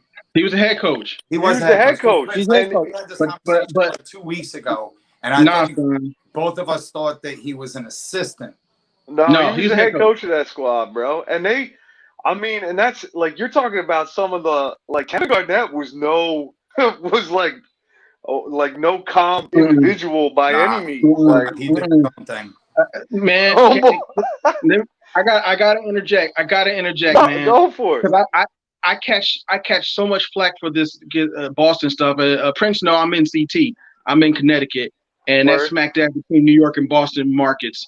And I tell you, man, the hype over those Celtics teams, it was so overrated. Doc deserves credit for what he did in Boston, but make no mistake, all of that winning, all of it was Kevin Garnett. All of it.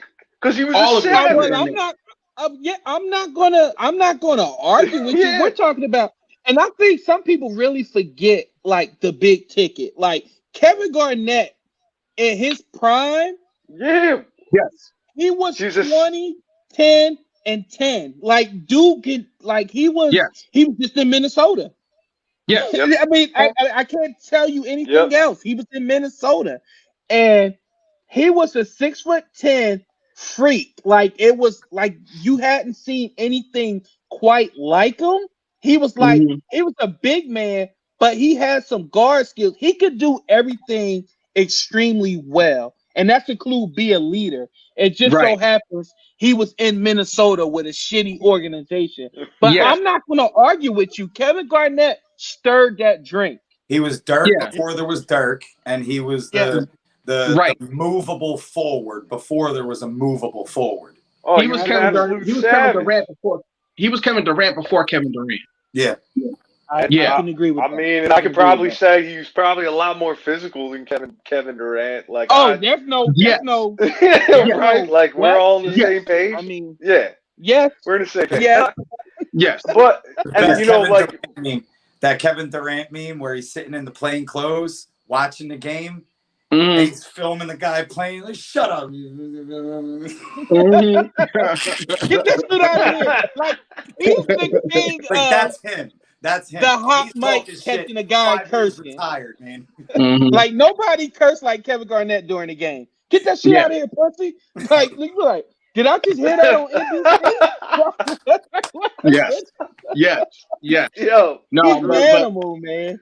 Yeah, no, that whole thing with Doc Rivers and KG, I should say, and that Celtics squad.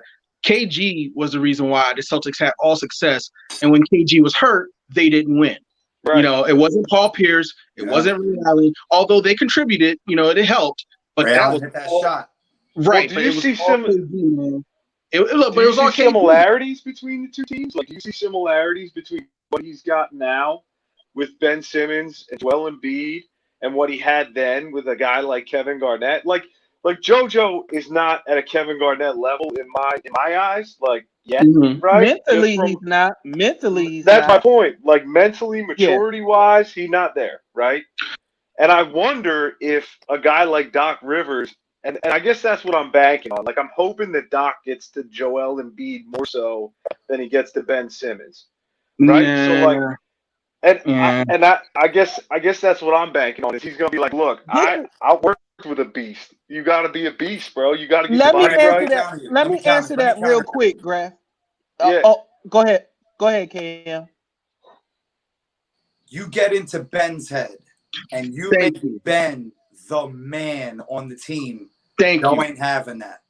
Joe Thank ain't you. even. Joe ain't getting all Ben out of shape. Oh, Ben's the man. No, Joe is stepping up. Right. KM is speaking facts. Praise So Ben, you're all right. I see where you're Joe going. You steps say up you get and says, no. I'm the man in town. Mm-hmm. So I think if you praise Ben, it doesn't make them butt heads. It only motivates Joe. Right. Joel has shown. I apologize. Joel has shown throughout his career that yes, if you provoke him, he steps up. He's a beast. But he has no problem. He has no problem acquiescing to Ben Simmons and letting Ben get his. He only has it. The only time you see him get mad is when Ben don't do the work. You see it when Ben don't do the work. You saw in these playoffs too after Ben got hurt, and you saw the same thing with oh God, I can't think of his name. The boy we traded from the Clippers. Tobias Harris. Thank you, Tobias Harris. Y'all gotta forgive me. My 7-year-old ran me tonight, man. He was forget Toby, bro. He didn't show up or anything. Don't worry about it.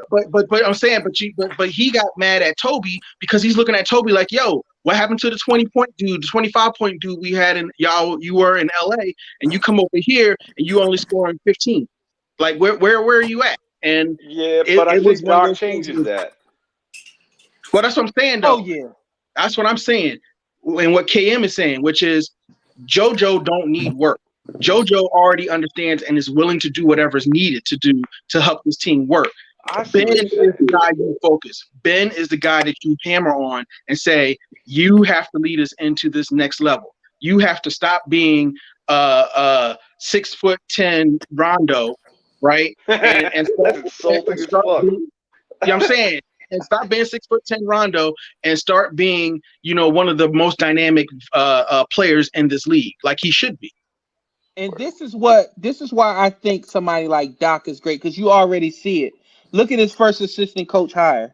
Like the people he's got to surround his team with. So when Ben comes to the bench, he has Dave Yeager like, yo, listen, this is what I saw. This is what you can do when you go back in. Blah, blah, blah, blah, blah, blah, blah. Or I got somebody like Doc Rivers. Brett Brown bought in fucking Bruce Bowen to talk to them. And then what did Bruce do? He got in Embiid's face and then went to ESPN and snitched. You know what Doc's going to do? Hey, KG, come holler at Embiid real quick. Come holler at the team. Hey, Ray, you got say a few words or whatever. People that's locker room guys, leaders. Bruce Bowen, when I found out he did that shit, and I think Brett lost the locker room then when that happened. Because how can you, Bruce Bowen, I don't care, 4 rings, 5 rings, 7 rings, come in here and get into the crown jewel's face, and I believe that all stems from Brett going to Bowen and saying, hey, Embiid is doing A, B, C, D, E, F, G. So not only have you went to somebody outside the organization and told them about your star player, he came in and tried to undress him in front of the team. Come on, coach. Like, what are you doing? That's wild. And I can't see a Doc Rivers doing that or allowing that. And we heard it. That's why I think Joel did so well with Jimmy here, because Jimmy was a dog and he was a shield. So, because it's not in Embiid to be the bad guy. So Embiid, like, I could just put in the work and play. And if Jimmy sees something he doesn't like, Jimmy's comfortable to be like, yo, what the fuck? But once he lost that, you say that with a group of men. You can't say that with a group of kids. Right. And I think that Ben is still in his head that nobody can say anything to him, especially if you don't think you're on his level, which in his mind is good. But I'm like, dude, like, even the greats, Jordan learned from somebody. Magic learned from somebody. But who did he learn, though? Yeah, that's what I'm saying. They learn from people on their level. You know what I mean? Jordan needed Phil Jackson, who was, before Phil did any of the winning, Phil had already won a championship as a player, and Correct. had all that coaching experience. I feel you. Before Magic and Kareem did anything, in fact, the reason why Kareem left Milwaukee and came to LA because Pat Riley had did winning. He was a winner in college, even though he lost the championship. But he was a winner in college. He had been through the circles. You know what I mean? When you think about players who make that next leap into the legendary, right? I would think that the people who they listen to outside, I think the only one who didn't really do that. No, I was gonna say LeBron, but no, even LeBron had to listen because he had to listen to Pat Riley. He had Dwayne Wade in his ear, who had already won a championship. When you are taking that next level, you have to have someone on your level or higher. Who and up until now, because Doc's here now, but up until now, who was here that could tell Embiid anything? Who? Nobody. You know what I'm saying? Can't That baby stack of Tumbo DVDs every once in a that while. stack of DVDs that they gave him as a kid of Olajuwon. Yeah, well, no, but Olajuwon could tell him, but Olajuwon ain't a Sixer. Yeah. Olajuwon is Olajuwon. Hey, you asked who? That's all I got for you on who from me. That's all. I mean, when they met him in Cameroon and they said, "You're playing the wrong sport, kid. Watch this," and they handed him a stack of fucking Olajuwon DVDs. Yeah, I wish it was KM. I wish it was Kevin Garnett though that handed in that stack of DVDs and also showed him some shit. You know what I'm saying? Like, I got a two-part question. I got a two-part question for all three of you guys, and answer however. So I'm gonna beat the dead horse here about Ben Simmons shooting the ball, and what is the conversation? So if you guys would like to recite Doc Rivers' words from his mouth, what does Doc Rivers say to Ben Simmons that says, "All right, I got you, boss. I'm gonna start shooting"? Question 12 one. feet. Question two, you're now the reporter that has seen Ben shoot multiple games in a row, and you now decide to bring up, "Hey, Ben, why now, not then?" So I need you to give me Doc Rivers' words, and I need you to give me Ben's words. What did Doc Rivers say to him, and what does Ben Simmons say in response?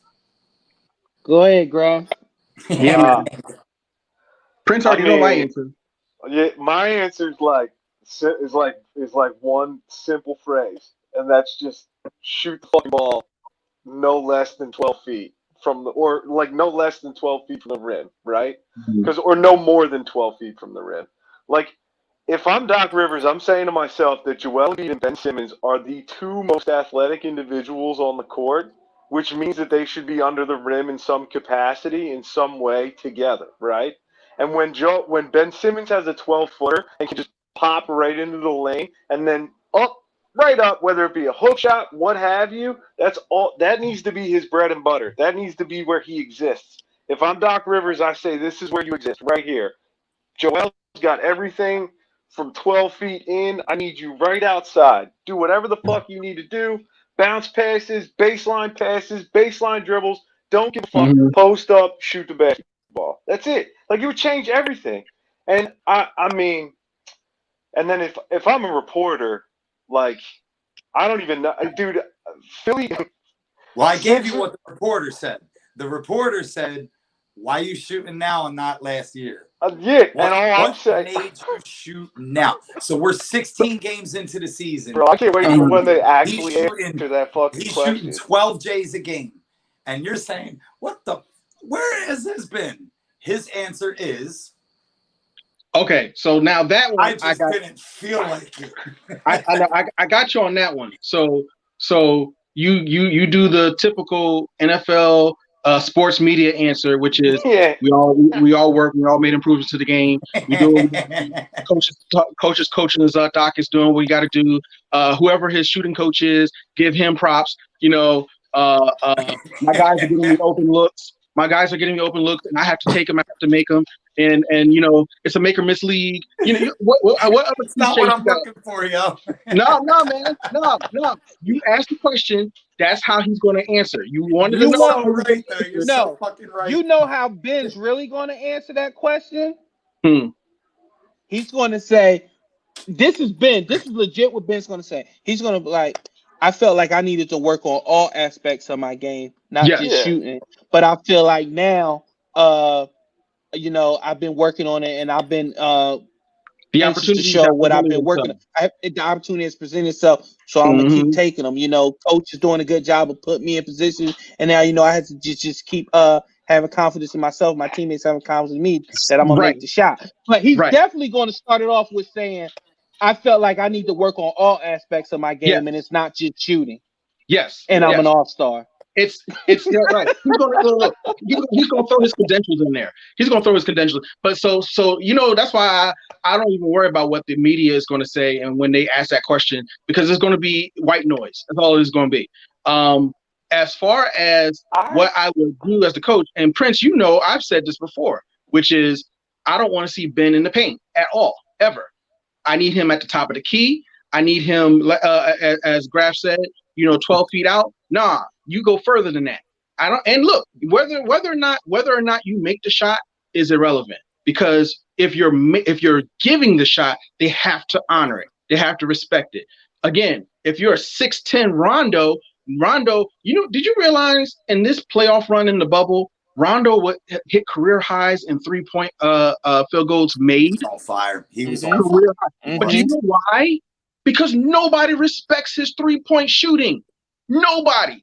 He lines up at the 3-point line, and people look at him like, "Oh, that's just Rondo. He good. He good. Go ahead, man. If you make it, you make it." And he was making them. And so that's the same thing. We don't need Ben to have that, because if you don't respect his shot, then that makes it harder for Joe in the paint. I don't need Ben in the paint at all. I mean, he's more of a weapon, shooting or not shooting, and I prefer him to shoot. But he's more of a weapon He's an animal. He's an animal. because he can And drive. KM, I'm sorry. Go ahead, Prince.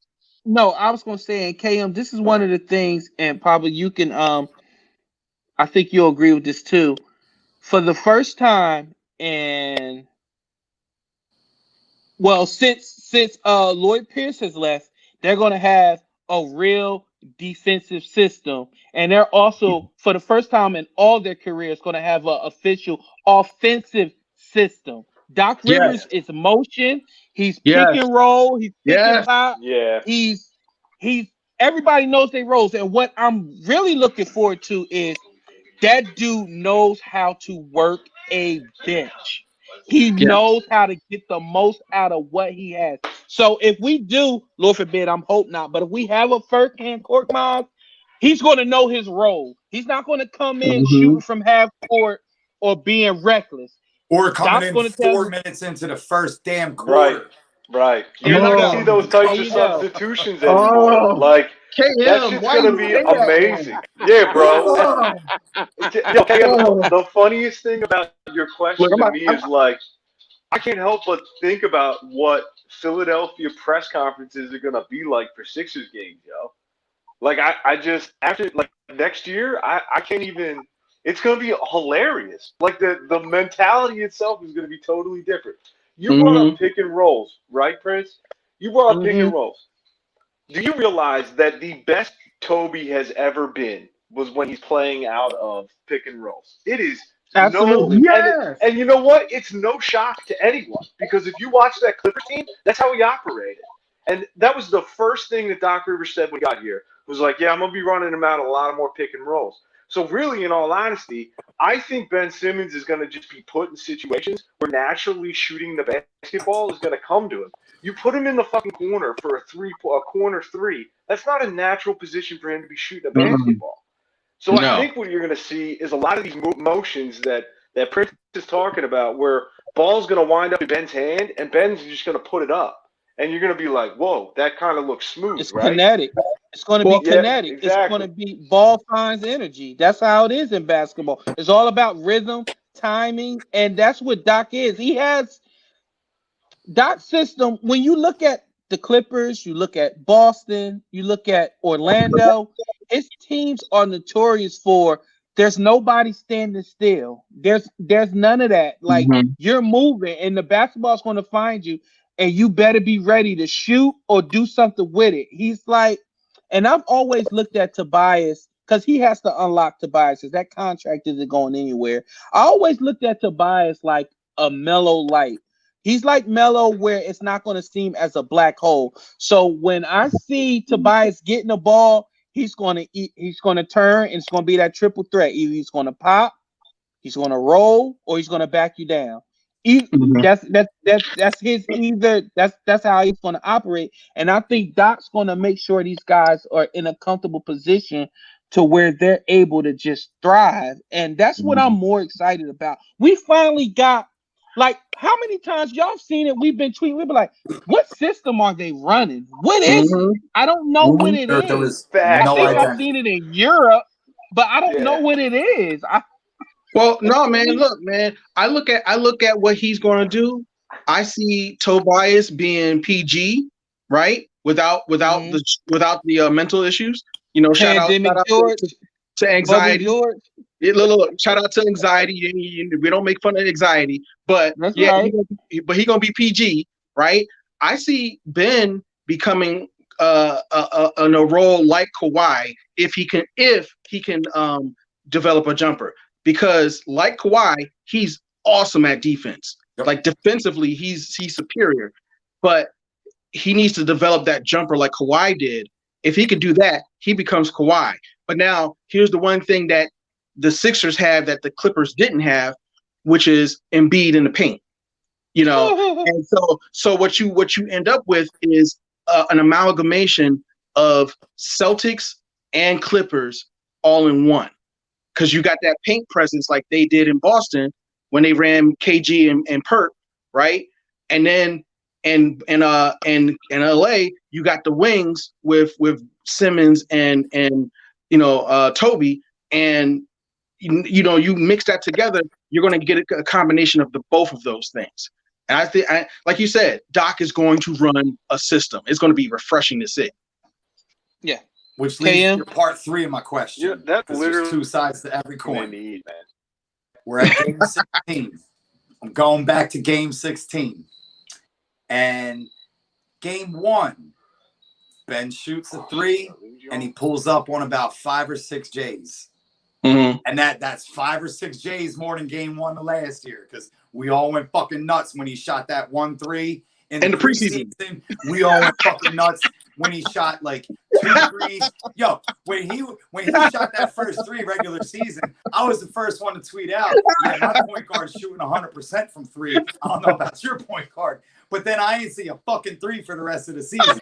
So, question number 3. Doc Rivers puts it on Ben, and Ben comes out game 1. He goes 1 for 2 from 3, and he goes 5 for 7 from the jumping field. And then we see nothing games 2 to 16. You're now Doc Rivers. What are you saying to Ben? Because that's exactly what Ben did to Brett the last 2 years. Do it? All right, I'll do it. I'm going to shoot a 3 against the fucking Chinese league. All right, you want me to do it? I'm going to shoot a 3 against the fucking preseason. But KM, this is what you said was why Brett Brown needed to go, among many reasons, is the level of respect. Ben Simmons and Embiid, they respect him from the heart, and that's great, but they don't have like a high respect for him. And the reason why you get 16 games 2 through 16 of him not doing that again is because, hey, I did it for you once. Why are you pestering me? Again, Doc ain't here to make friends. So he's Doc going to run his system until 16. That's what you're telling me, dude. If it goes games 2 through 3, he's going to be in Ben's ear. Yo, why didn't you shoot the jumper? It was open in game 2. Why didn't you shoot the jumper in game 3? You know what? Bet you coming off the bench or some others there. You know what I mean? He's not letting it run no 16 games. You know what I mean? And I think that's the difference where Brett was the right coach for the Sixers for the process. And once the process was finished, when we got, once the process begat fruit, which was Simmons and Embiid and other stars coming or other players coming through, Brett Brown reached his ceiling. He's not there for the winning. He's there for the endurance part to get people through. Once it's like and I hate to make this comparison because people are going to think I'm calling him Jordan. But the coach for the Bulls when Jordan first began, Doug Collins. Doug Collins. I keep want to say Phil Collins because I want to play that song. Oh, Doug Collins. Good jam. Thank you. Doug Collins, I love Doug Collins. He's a great guy. I've met him personally. He's a really good guy. But he's not the guy that takes you over the hill. He's the guy who helps you to endure, who gets you acclimated to the league, who teaches you this and that. But then when it's time to win, you need somebody who's going to win. That's when Phil Jackson shows up, and it became winning time. I think this is something that can be that way. And again, Doc has only won once, right? But he has that winning mentality. He knows what to do to get over the hump. So maybe that's going to be like the next step from Brett Brown to where we are now. Wasn't Brett Brown a development coach before he was came a over? developmental coach with the Spurs. Yeah. Right before he came. Yeah. I think I'm totally on board with you on that one, man. Because the truth is he was great at developing young talent, but ultimately he had no scheme, right? And that's something that we've all talked about tonight. You got to be able to put him in a scheme. Yeah, right. And I think KM, I think part of the reality too is I don't think it's just going to be Doc Rivers that's going to be in his ear. Like Doc Rivers is going to have a support system of assistant coaches around him that aren't going to let Ben Simmons just rock, 16 games without putting up a J. Looking at Brett, all of Brett's best bench coaches are all now either assistant coaches or head coaches, right? Like you got the guy who went over to the Suns and doing well away from him. And exactly. And that's my thing. I think people are going to come to Doc Rivers and they're going to do well under him. And I think that you're going to watch a lot of these guys get poached probably their careers if they're working with Doc. But ultimately, I just see them also being a support system and saying in a positive way, Ben, you need that jumper because it's part of the scheme. This is what makes our offense run. You being open and taking tours a game changes the overall outline of what the game looks like. And I think when you don't have a scheme in place, how do you explain their importance? You don't even know you're breaking up, Graf. And I think that's part of the issue. Okay. So, and I guess I gotta say, in closing with that, okay, we all can agree that this was the best possible scenario that the Sixers could have lucked into, whatever the hell you want to call it. Real quick, since tomorrow I'm not going to be able to talk to you guys, give me your quick predictions for the Eagles versus the Giants. I'm gonna start with Graf. Go ahead, Graf. Hopefully you guys can hear me. My predictions are pretty simple. I think the Eagles are going to dominate this game, to be honest with y'all. I think it's going to be like a 35-21 type game. I think Daniel Jones is going to spend his entire night on his ass because in all reality, if there's one thing that Howie Roseman has done and we give him props for is make the best defensive line in all of football, bro. So I think Daniel Jones is going to struggle, and I think it's going to be a coming out party for our man T. Fulgham. But he's already had a couple of those. But yeah, I'm pretty confident about it. Big Papa, go ahead. Yeah, I don't want to be Debbie Downer. I think the Eagles are going to win, but it's a division game, and every time you think that you're going to just run all over somebody in the division because they stink, that's when you lose. And I think in this situation, the one thing that will save the Eagles is the fact that Danny Dimes, that guy, he's a turnover machine. The things that they call Wentz as a turnover machine, no, that's Danny Dimes. He has the worst turnover ratio in the division, possibly in the league. The guy, I've watched him because, again, Connecticut news, I should say television up here, they show Giants games all the time. Every time they get a good 10, 12 drive, right, and they look like they're going for the touchdown or they're sent for the field goal, here comes a fumble. Here comes an interception. You know what I mean? And I think that's what's going to give the Eagles a win in this. I don't think it's going to be a runaway game. I got it like 17-10 or 17-14, somewhere around that at that end. But Eagles win that. And then first I place. respect that. KM, go ahead. Before I get to my real feelings, I'm gonna just try to keep it real first. The NFC's got 4 teams that suck. Yes. So the 4 teams play each other. Any one of them can win. So we're all here in Philly Like saying, real man. well, of course we're gonna win because we're playing the Giants. Of course we're The gonna Giants win suck the Dallas most, though, and Washington. KM. But No, they're that's worse. Washington football team. I mean, We got a tie, bro. We got a we tie, kind of bro. suck too. We kind of suck too. So, having said that, watching 4 teams that suck, I'm seeing one team that has progressively gotten better every single week, and that's us. I'm watching 4 teams that's not good, but I'm watching one team that has a killer in that quarterback. And fuck, I'm watching that last game. And it was in the first quarter, and I'm like, Carson's done. Like, he's got no reason to have any type of enthusiasm at all. He's got no protection. He's got no one to hand the ball, no one to run the ball. He's got nothing.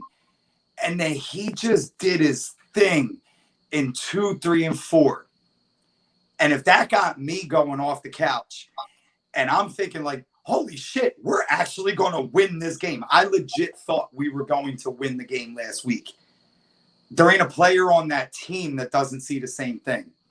So when you take 2 teams that suck and are facing each other tomorrow, but I believe one of them is fired up and ready to play for their guy, I think tomorrow is going to be a blowout. I think a blowout. I think we drop 30 plus. I think they max at 17. Okay. All right, KM. For it, that's what I think. I think Wentz goes off tomorrow, and I think all of our average players might play their Super Bowl tomorrow. I hope so. I predict the Eagles are going to score a lot. And the reason why I say this is it's probably stupid of me, but I think it's because Deshaun coming back, but not because of why y'all think I think that. Not because I think Deshaun's going to have a great game. It's because what they're going to do for the other guys, because they're going to Deshaun coming back, and they're going to be like, "Oh no, he's been sitting by just tweeting while we've been out here balling. He ain't getting back to that." So Fogel's going to go off. Ward's going to go off. These young guns. The reason why Carson is so energized is because if these guys mess up, even if it's their fault, even if it's Carson's fault, you know what they're doing? They're coming to Carson. They're like, "I fucked up. That's on me, Carson." Or Carson, if you see him, he's patting him on the head. He's talking to him. He's doing talking more. When have you ever seen Carson do a lot of talking to D-Jack or Alshon? That's true. Because you know why? You can't tell them shit because they feel like they're more accomplished. The bad body language, all that stuff. So I think Carson was rocking with these young dudes. I got like 30-17, and I think this defense is going to get at it. I think it's going to be that 17 is going to come from a lot of points late because Jim is going to do what he always does. He's going to go to prevent with an type sticks defense, and they're going to start or whatever. That's what I think that's going to be. So that's my reaction. So I just want to say, with that, thank you fellas for joining me. Shout out to Jamie Lynch and Pat Egan and the 975 fam for coming on and blessing my show. Thank you guys for coming on too. Thanks for Talking having us. sports. Thanks for having me, man. Yeah, Hey, thank you. Prince. Hey, Prince. Go ahead, buddy. Go ahead. Pat follows me on Twitter. Just want to let you know. Yeah, I think he follows me too, bro. You rat bastard. You rat bastard. That's okay. But shout out to everybody who keeps supporting me, man. Last Out Media family, thank you. And if you want to see this stream again, it's going to be played, of course, across all social media all the time. It's going to be on YouTube. It's going to play on Last Out Media Network tomorrow between 10 and 12 o'clock. There's big things coming. I say that all the time, but like I always say, people got to, talk to the right people. White people, they got to sign on the dotted line, all that bullshit, whatever. Listen, thank you guys. Without y'all, man, I can't reach out to people and they come on my show. Listen, I gotta be real, yo. White people, man, they gotta sign shit. White people always gotta sign something. They can never just do it. They gotta sign. Hey, we'll just send over the contracts and then we'll 2020 get it done. time, bro. You know Obama didn't have NDAs, bro. Talk to my people. Just bullshit. So thank you guys, and I appreciate you, all the support, all the love, man. I have no words for you guys. And if you I just want to just really let y'all know that because of the support that y'all give me, I'm able to do this. I'm able to pretty much just sit on here and talk sports with y'all, and people listen and be entertained. And I told y'all I wanted to do something different than what's out there, and I think I'm on my way to doing that. And I love that you guys keep me honest. You keep me on my toes, and you keep me, you keep me looking forward. I appreciate it. And shout out to everybody out there. Shout out to the Last Out Media family. Shout out to all you guys as well. Thank you, Graf, Papa, KM. My brother, I appreciate you. Everybody be good, be safe out there, and make sure you subscribe to the podcast and make sure you listen when you can. If you can't make it live, just make sure you have access to this when you need to listen to it, and just rock on, y'all. I mean, all of y'all, man, y'all doing good things and y'all support me. That's the best thing in the world, is to know that somebody's going to take time out of their busy schedule to talk to my black ass. So I appreciate it. Thank you. Let me leave you with a cliffhanger. I don't know what else to say. Let me leave Go you ahead. with a cliffhanger. Just if you haven't heard or come across it yet, just look up either Rudy Giuliani or Yeah. Bro, Borat 2 comes out Friday, bro. It comes out Friday. Prime Video. That shit's on there. No. Prime Video. So I guess you heard. Yes. And on that note, this is Real Time with Prince Blue. Good night, y'all. What? We ain't got And another I'm 5 minutes? spanking out. I'm signing out. Not spanking out. I'm signing out. Oh no. See y'all. Good look, y'all. I'm out, y'all. Y'all get out of here. All right. My man. Come on, man. What are y'all doing to me here?